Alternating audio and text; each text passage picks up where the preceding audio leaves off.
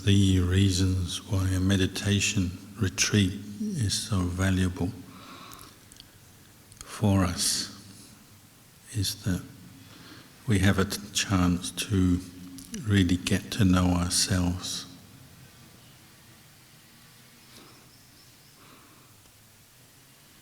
In meditation we're cultivating mindfulness, the ability to recollect and know this body and mind in the present moment.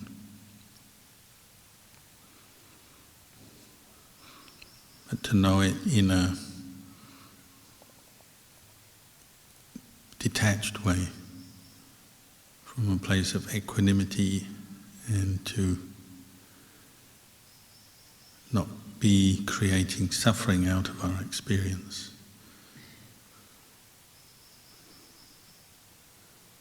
We're already receiving the results of our past karma every moment of every day.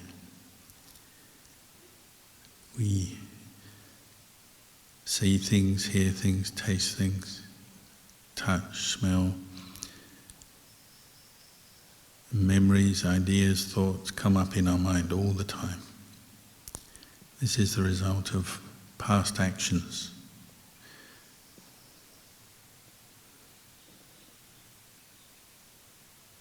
But we're practicing to understand particularly where suffering comes from, stress, suffering, what its cause is, and how to cure it.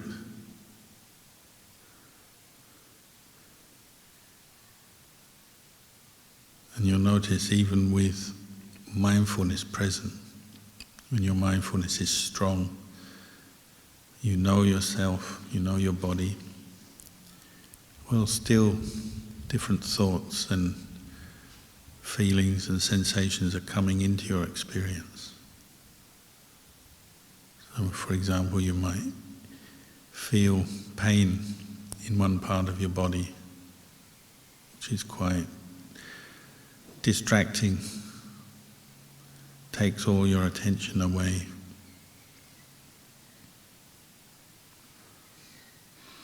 That's the result of being born as a human being, maybe getting older, maybe the wear and tear of a body brings up pain.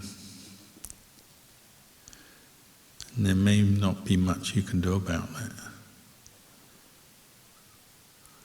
But as you're meditating, you can watch your mind, how it relates to the painful feeling. When we're not very mindful, we tend to just react with some kind of aversion. We don't want it, we don't like it, because painful feeling is unpleasant in its nature. But the suffering we're looking at is that suffering we create out of the experience of a painful feeling, for example.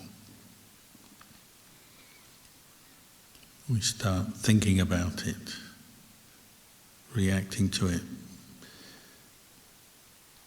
And especially when we are not very mindful, our mind just follows the mental proliferation.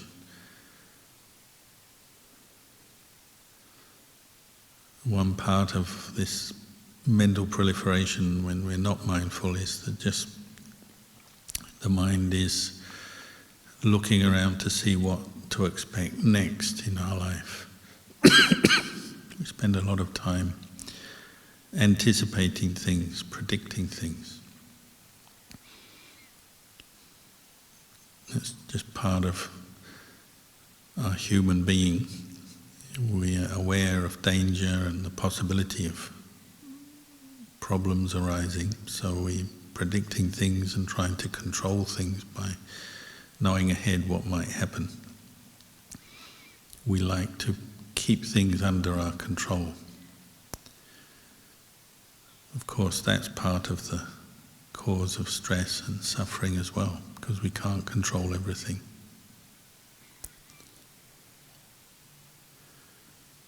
And we're often predicting things, so we're saying, In the case of the painful feeling, we say, oh, this might happen again. What if it happens again? Next time I meditate, I have the same pain. Maybe it already puts you in a bad mood, thinking about something that hasn't actually happened yet. Maybe every time you meditate, you've had some pain, as far as you can remember. So you say, every time I meditate, I have to have painful knees or painful hip or joint, back. And we assume every time we meditate in the future, it's going to be the same. Even though we haven't actually reached the future yet, it's just an idea. We're already predicting it. Maybe even undermining our own wish to meditate.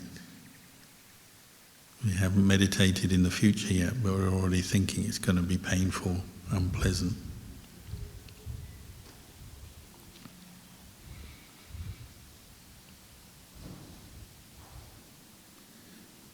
The Buddha encouraged us to bring the attention back to the present moment over and over again, so that we don't fall into unmindful habits, the default mode of the mind, where the mind is just wandering around, often creating suffering without realizing it, worrying, anxious, aversion, negativity.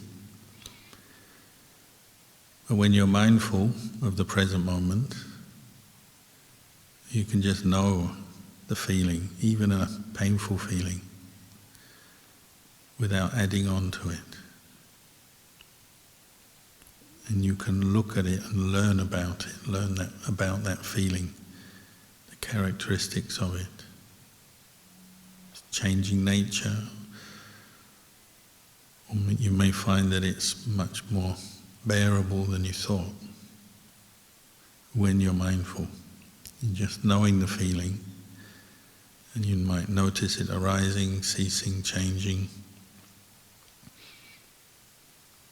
When you're mindful of something, even something that's painful, you often find you can just be with it.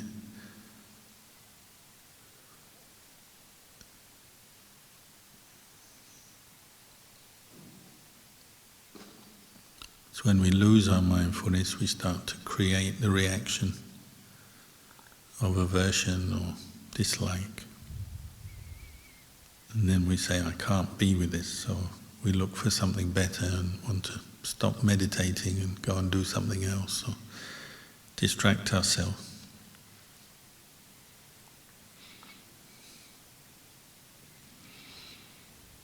What you're learning in meditation is actually going on all the time in your life.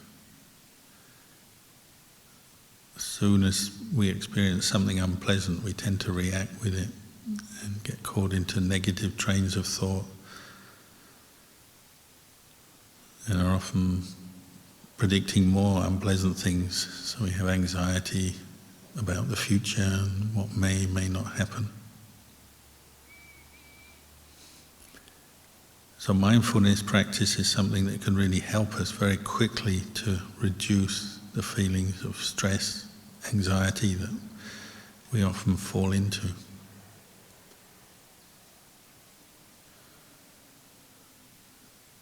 The mindfulness sati is considered a wholesome mental state, a wholesome quality of mind. Very useful for the practice, and any wholesome mental state brings good feeling with it. It doesn't add to our stress, it reduces our stress. Even if you have physical illness or pain, when you're mindful of it, you don't suffer so much with it, because the mind is in a wholesome, good state when you're mindful.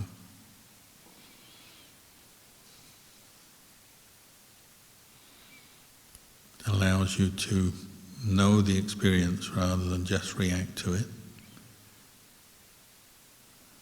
And as you know something, you can understand it better. And when you understand something better, maybe accept it or be at peace with it. So when you have mindfulness, sati, it leads on to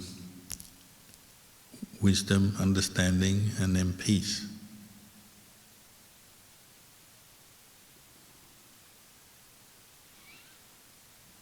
You notice when you're not very mindful, even the slightest little unpleasant thing can set you off. Worrying, angry, unhappy in one way or another. When mindfulness is strong, continuous, sometimes we can be with very painful, unpleasant feelings, memories, situations, but the mind is not too disturbed because mindfulness is there.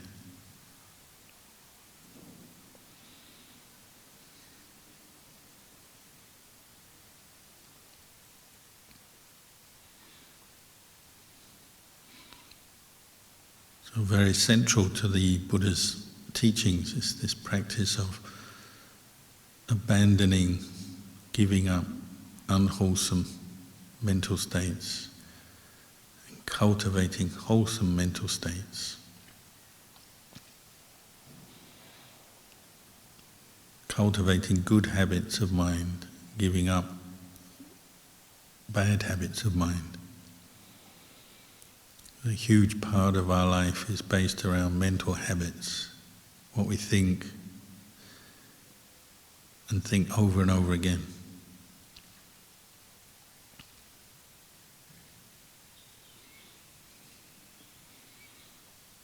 People always ask the question, what happens when you die? Your mind and body separate. Your body gets cremated or buried. But then they hear the teaching on rebirth, that consciousness separates from the physical form and then experiences rebirth, next life. And they always say, well, what determines that? Is it the last moment of the life? The last moment, the last thought that you had? Well, probably, if you speak literally, yeah, it's the last moment, because consciousness is something that is conditioned. We experience moments of consciousness arising and passing away all the time. And one moment of consciousness is a cause for the next moment, and the next, and the next. So when you die, we say, consciousness arises and then ceases and then arises again, but in a new life, rebirth.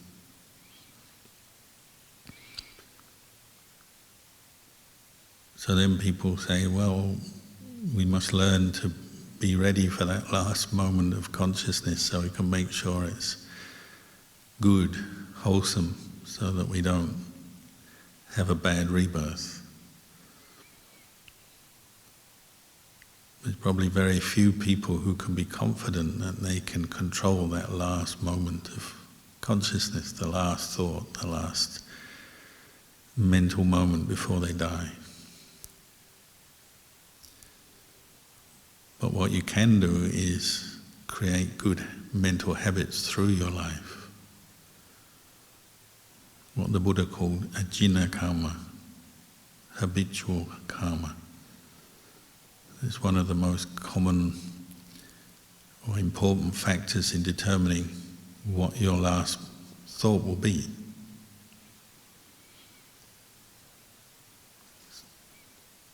So if you practice mindfulness through your life, practice all the different parts of the Buddhist path, so generosity, practicing sila, mindfulness, listening to the Dhamma, contemplating, reflecting on the Dhamma to develop understanding.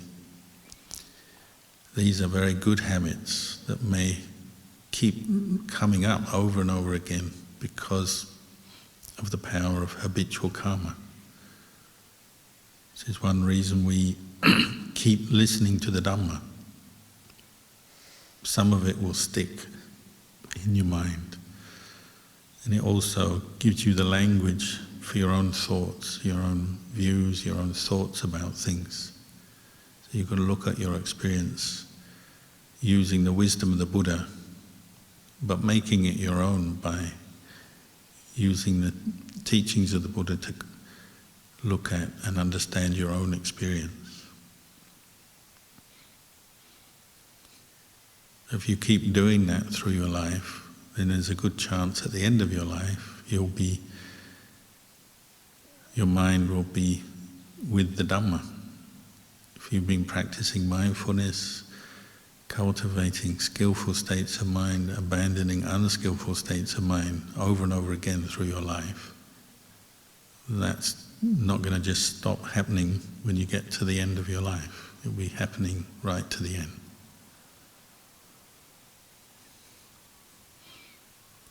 For someone who's never practiced the Dhamma, who never heard the Dhamma, then there's much less guarantee. Maybe their mind will just be more following its mood, wandering around. Maybe there's anxiety, maybe there's worry. What happens when I die? What happens at the end? Maybe there's regrets, anguish over past experiences coming up. But from what I can see, people who meditate are in the best place to deal with some of the challenges of, say, old age, sickness, and then the onset of death. Because if you practice mindfulness regularly, it gives you the strength and the qualities you need to do this practice of abandoning unwholesome Dhamma, cultivating wholesome Dhamma. They get better at it through practice. People who practice dana regularly through their life, that becomes part of who they are, part of the conditioning process of their consciousness. They just know how to give, to share, so those thoughts will come up frequently. Then also they have a store of memories where they practiced generosity and kindness in the past that they can go back to and bring up. And that also brings joy when you remember the generosity, the kindness you've practiced before.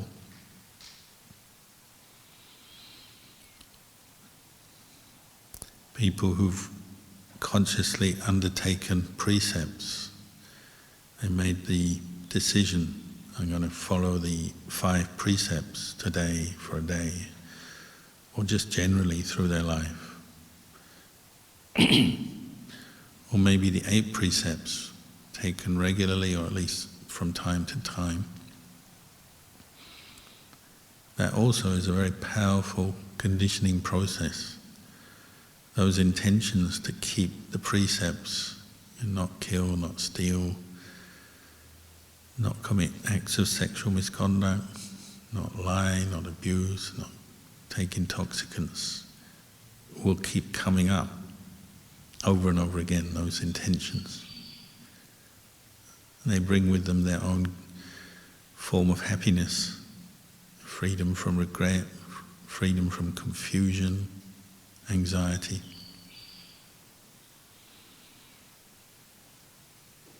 And the Buddha said when you remember the precepts you've kept, it can make you feel at ease, feel happy. Whatever else is going on in your life, whether you're strong or ill, or young or old, when you remember the sila you've kept, you feel at ease, happy.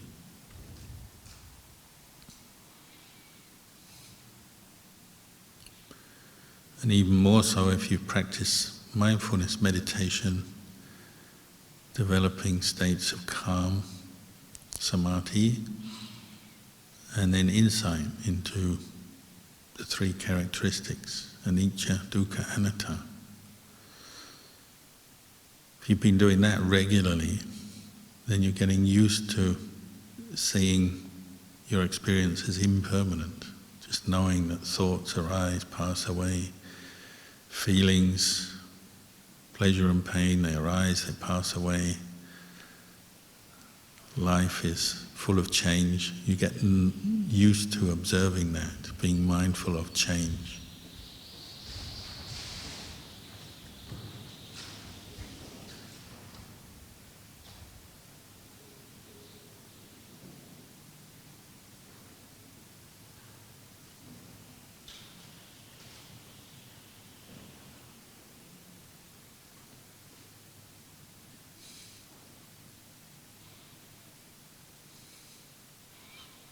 If you wait till the end of your life to start learning these things, dana, sila, bhavana,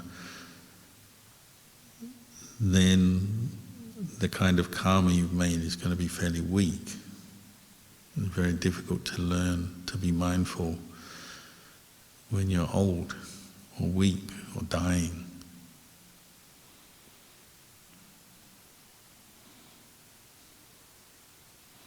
Very difficult to guarantee what state of mind you have right at the end of your life. But if you've been practicing from the early part of your life or the middle part of your life, then that becomes a very powerful, good habit that you picked up. You get used to letting things go. Worries, fears, anxieties, aversion, anger. This is what we're learning in meditation, how to be mindful and see things coming up, but not to hold on to them, but to let them go. Let go of the causes of stress. This is what the Buddha taught, the Four Noble Truths. Know dukkha, know the cause of dukkha, and give up the cause of dukkha. And the cause of dukkha is craving, attachment, what we tend to call stress, stressful thinking. And to see and know stressful thinking, you need to be mindful, you need to pay attention and catch the mind, the wandering mind. Otherwise it tends to just create fresh dukkha all the time.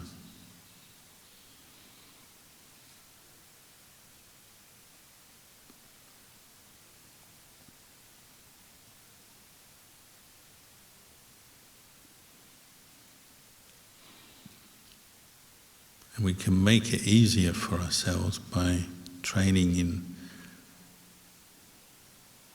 one point in the mind, say on the breath. There's only one thing you have to know when you're practicing mindfulness of breathing. You just know the in-breath and the out-breath. Keep coming back to that. Of course, the untrained mind will bring up all kinds of other things. Desires, worries, memories, plans, to distract you. But now we're just coming back to the breath, allowing those other things to come up and then let them go again.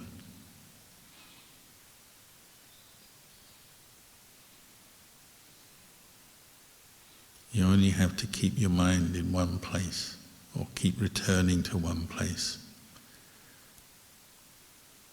So the Buddha said a well-trained mind brings happiness.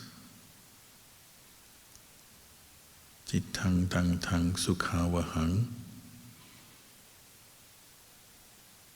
How do we train the mind? Well, we keep bringing it to the breath so that mindfulness is stronger. We know ourselves. There may be other things coming up into our experience. Feelings in the body, thoughts, memories. But we don't have to hold on to them or identify with them. We just know them and let them go.